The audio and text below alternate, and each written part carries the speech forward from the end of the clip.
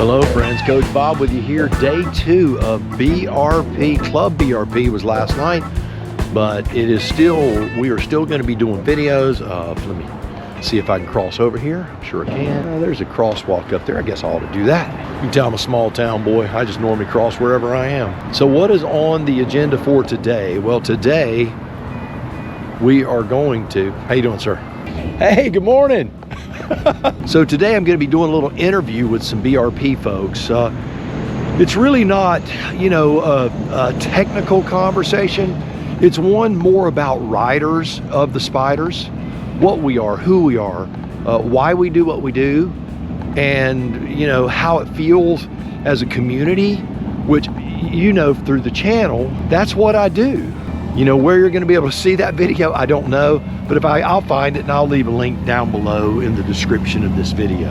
So this whole interview process is not going to be a very long thing. I think the entire episode, we'll call it, is going to be an hour long. The part where they talk to me is going to be very minimal, like 8 minutes or so. But I look forward to sharing our experiences, because I think that so often there's this gap, right? There's this gap that develops between the constructor, we'll call them, and the user, and what they're doing, which is wonderful. They're trying to close that gap. They're trying to bridge that gap to stay more in tune with what we are and who we are. I've often talked about the average Spyder rider, what we look like and what we are. And I think that they're really starting to see it. About what we do, the miles we put in, the friendships we develop, the kindness and generosity of the group that we're a part of, where we don't care what you ride. Literally, we want to just ride, and we want to ride with you, and it's really cool. So we're going to do that, and then later in the video, I'm going to be doing a breakdown of all of the Spyders. So it will be a breakdown of the RTs, the F3s, and the Canyons. It's going to show all three of them. I'm going to go through the details of each one of them, and then that way, if you're a new rider or a new potential rider, you can have all that information. I always try to remember that everyone that watches the channel isn't someone who's been riding a Spyder for 10 years. There's a lot of us out there, but there are a lot of folks who are just getting into this, getting their toes wet. So we're going to try to make sure we give everybody all of the information they need. And without further ado, I guess I need to start moving on down there. I'm supposed to be there in about 10 minutes, so maybe I'm in the right place. We'll find out in a minute, won't we? All right, well, stick around. We're going to do some cool stuff.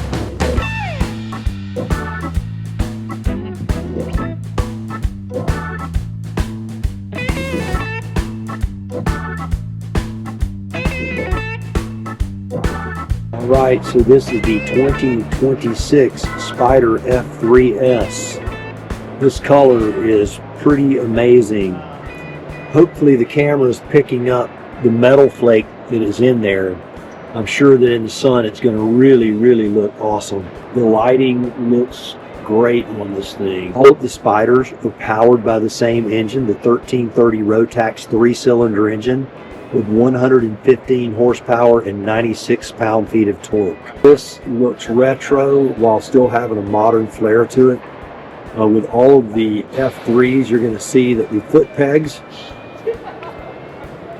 can adjust back and forth on this arm, and the engine's nice and exposed. It looks great, very aggressive looking. This one has the Akrapovic exhaust on it. Anybody who knows anything about acro stuff knows it ain't cheap.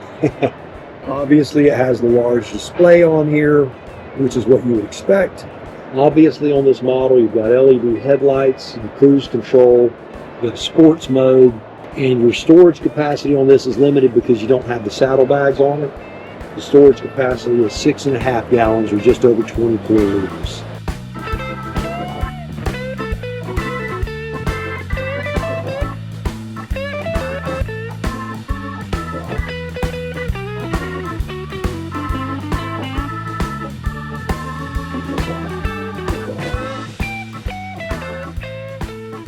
Alright, so this is the F3 Limited. So this is the brother of the F3S, right there.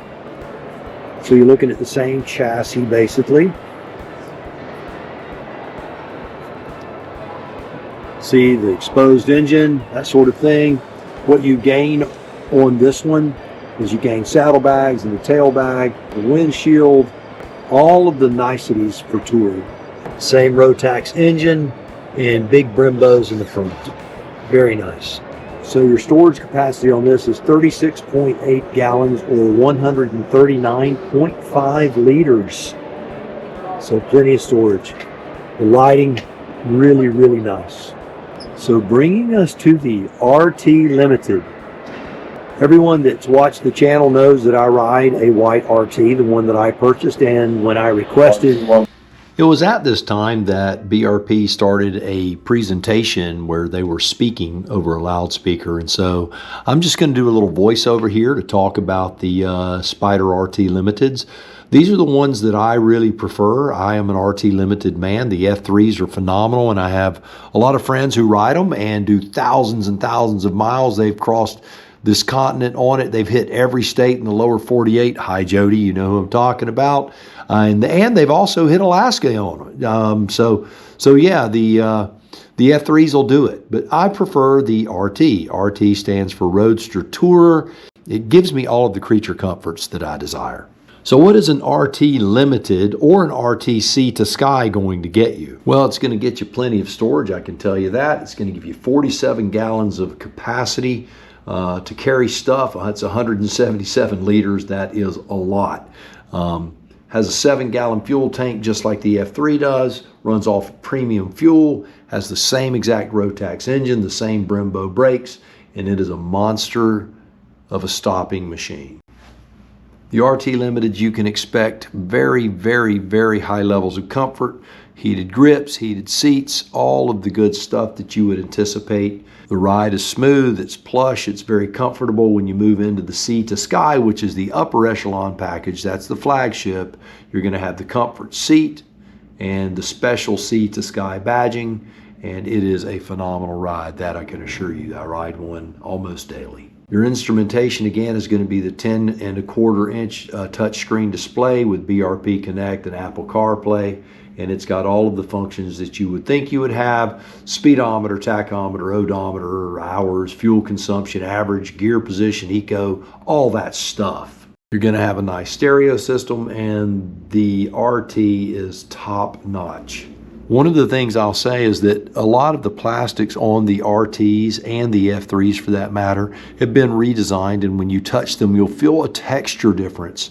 They should be more resilient. One of the complaints that we users have had is that the plastics scratch up easy as we handle them or drag a foot across them. So you're going to see some subtle change and refinement in those areas, which is really nice. So the Sea to Sky that we're looking at here is in the Mars Red Metallic. The color is absolutely stellar. Almost has a brown or bronze sort of metal flake in it that is within the red. It really looks cool. I think it's going to be awesome outside. I think this is going to be the color this year that everybody's going to want. Also, the Sea to Sky will be coming in the Vegas white satin, which is the color that the one that I ride is in. It's really just a great color. I love white motorcycles, what can I tell you? The RTs and the RT Limiteds also come in mineral blue and pearl white. So there you have it. There's a little more in-depth detail about the RTs and the F3s. So let's talk about the Canyons. All right, so the Can-Am Canyon comes in 3 trim packages. You have the standard Canyon, you have the Canyon XT, and then you have the Canyon, the Red Rock edition. The Red Rock is the top of the line. So let's start at the bottom of the line.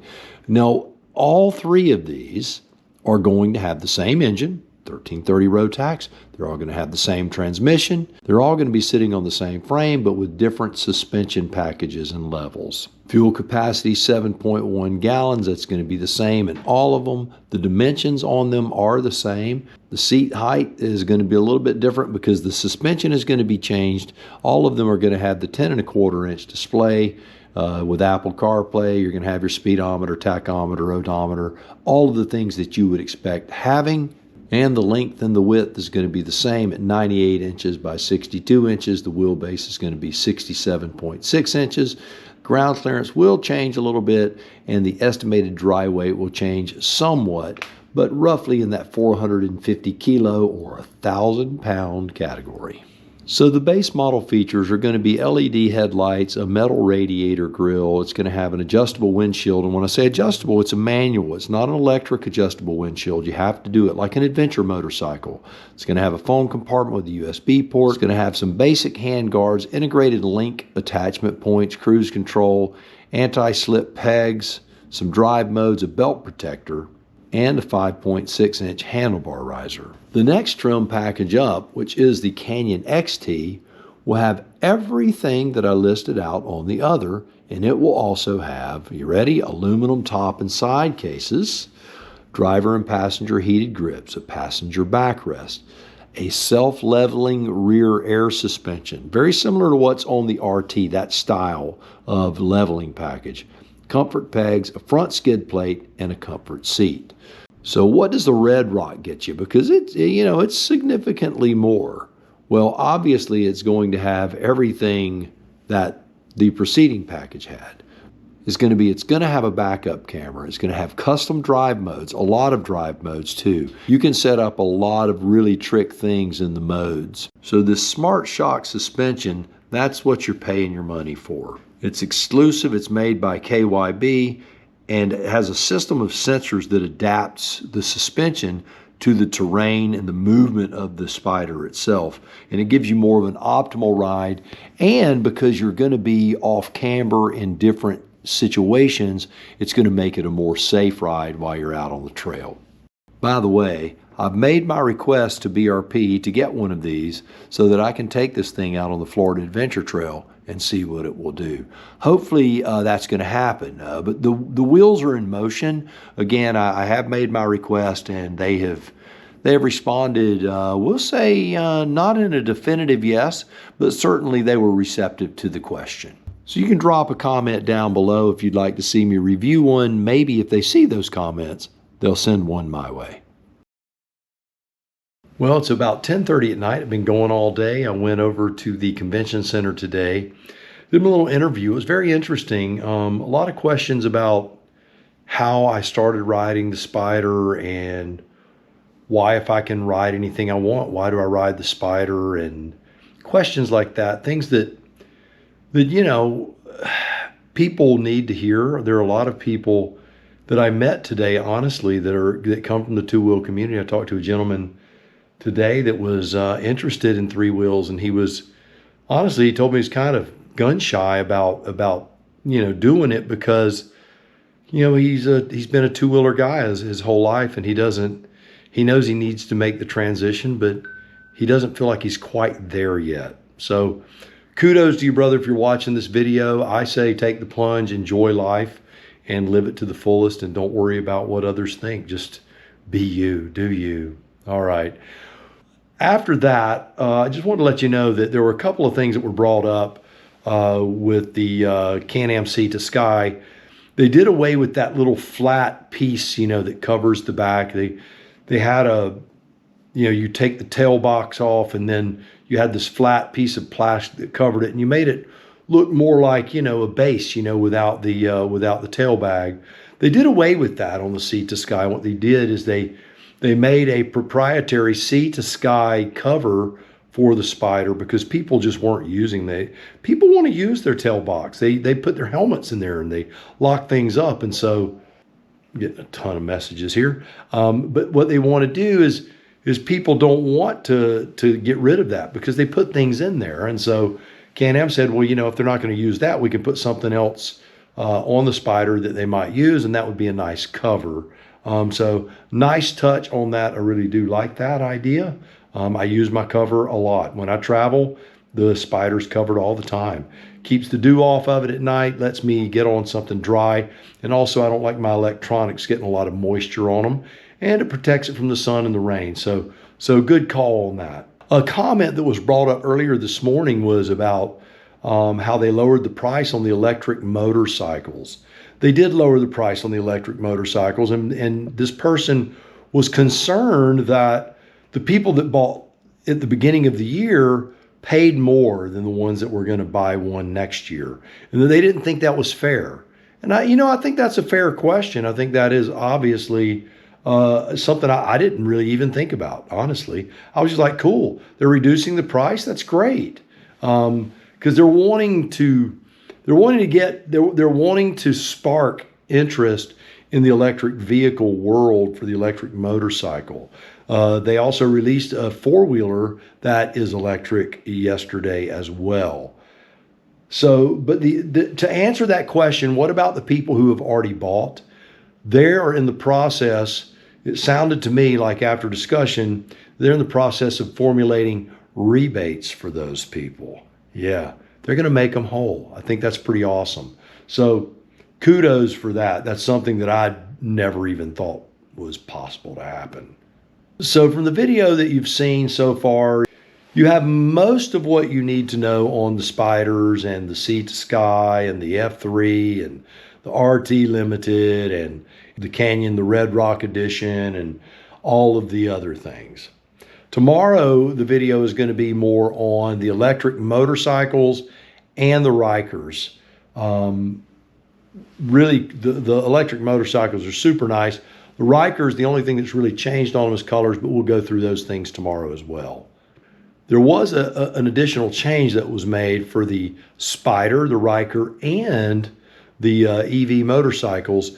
And what that is there is a new phone holder that another company designed that CANAM has gotten on board with. They're selling these phone mounts, and it basically hooks to your handlebar, just like, I'm going to say the competitor. I've used quad lock for years. That's more quad lock like. One of the things with the quad lock, you have to press something and turn, or you have to put the phone on, you have to have it at an angle and spin it to lock it in, and then you have to buy a vibration mount. This particular mount, it is metal and it's magnetic, and it has not only a magnetic piece that pulls it on to center it, but there are two little clamps in there, and I'll have a picture of it tomorrow, that when you click it in to release your phone, you press a button on the side and you pull it. It's really a great design. It's something that hang on just one second. That is the effervescent Coach Vic. Hey, baby. Hey. You're on video right now. Cool. What video am I on? I'm going to hit pause right now on my camera, and it's always great to talk to the effervescent Coach Vic.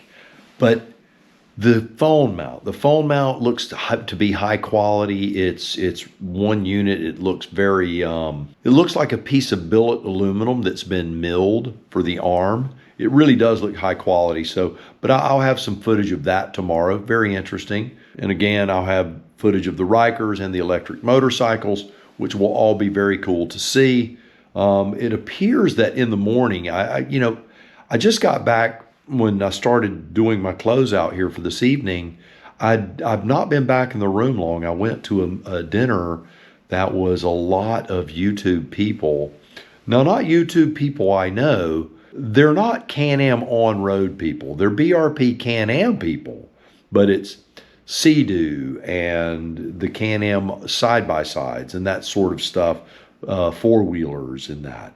And virtually every one of them, I mean, the guy that I was eating with tonight has over 800,000 subscribers. Now, I have this small micro channel. It's growing nice and slow, but to be in the room with these people who do so much for the riding community in their world, it was really it's quite impressive to talk to them. They're really brilliant people. The Sea-Doo folks, man, super cool, super fit, super awesome. Just a great experience.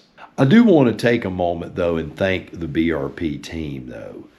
Ashley, who was the person who replaced Jonathan, and when Ashley left on road and went to Sea-Doo, it was really mixed emotions. She's an awesome person.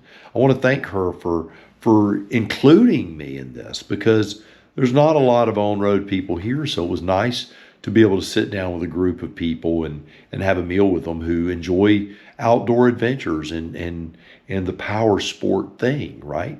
We all have that in common. Giselle, who has been super kind to me and just really has made sure, again, that I'm included in all of these things.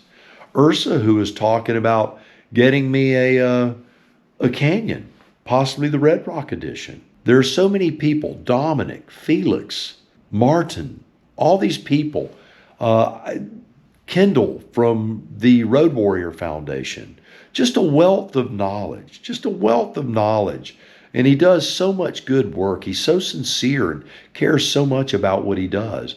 Kimberly, who is the leader of the U.S. Spider Riders group here in the greater Boston area. They have over 300 members. There's so many people doing so many things. It's really inspired me to work a little harder and to be a little more diligent about life. It's way more than power sports. It's way more than a spider. These people appreciate life, and to see them be happy and to work hard. And not just for a buck, but because they believe in it. That's pretty darn awesome. And a person who is not here, but is the reason that I am here, is Jarrett.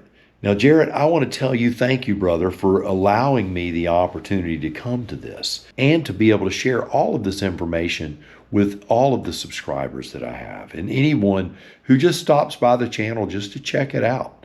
I appreciate you being here. Hopefully I didn't miss anybody, but if I did, I want you to accept my apology, and I want to thank you as well. All right. Well, I'm pretty tired. It's at this point it's after midnight again, so I'm going to hit the bed and get some sleep, get up early in the morning, get cleaned up, and go ride some electric motorcycles, run some cameras tomorrow, get things edited tomorrow night. Then there's a showdown get down to say, see you later until next year. I'll run some cameras there, hopefully, and then it's going to be edit and be in the bed late tomorrow night, fly back to Tallahassee on Wednesday. So there's a lot going on, and I want to thank you guys. You made all of this possible for me to be here, and I want you to know that I don't take it lightly. I want to get you all of the information as rapidly and as accurately as I possibly can. So thank you for supporting this channel and what we do here. All right. Well, there you have it. Another one in the book. So you do me a favor, go out, buy the motorcycle of your dreams, eat right, take care of yourself. And remember, if you're not having fun, you are definitely doing it wrong. You go seize the day, and I'll see you on the road real soon.